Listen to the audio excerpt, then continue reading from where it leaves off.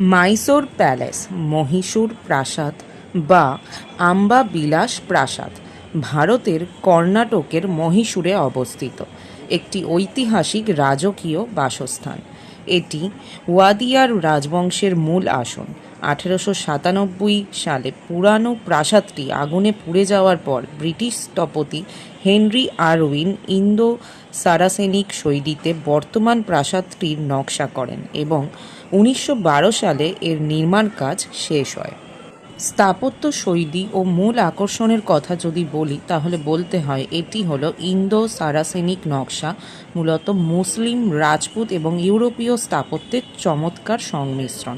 এর বৈশিষ্ট্য হলো প্রাসাদের তিনতলা ভবনে রয়েছে গোলাপি মার্বেলের গম্বুজ, রঙিন কাচের ছাদ, খোদাই করা কাঠের দরজা এবং একটি জমকালো দরবার হল। এছাড়াও রয়েছে স্বর্ণমণ্ডপ ও রত্ন সিংহাসন। প্রতি বছর দশেরা উৎসবের সময় সোনায় মোড়ানো 750 কেজি স্বর্ণ মণ্ডপে চামুণ্ডেশ্বরী দেবীর মূর্তি শোভাযাত্রায় বের করা হয়। এছাড়াও প্রাসাদটিতে পাণ্ডবদের আমলের বিখ্যাত রত্ন সিংহাসনও রয়েছে। আর এর মূল আকর্ষণ হলো প্রত্যেক দিন সন্ধেবেলা এর আলোকসজ্জা। হ্যাঁ, মাইসোর প্যালেস যদি আপনারা সন্ধেবেলা না দেখেছেন তাহলে কি দেখেছেন? এর আলোকসজ্জাই হলো এর মূল আকর্ষণ।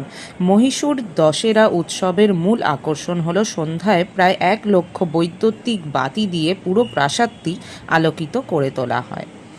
তো এটাই ছিল মাইসোর প্যালেস বা মহীশূর প্যালেসের কিছু ঐতিহাসিক কথা।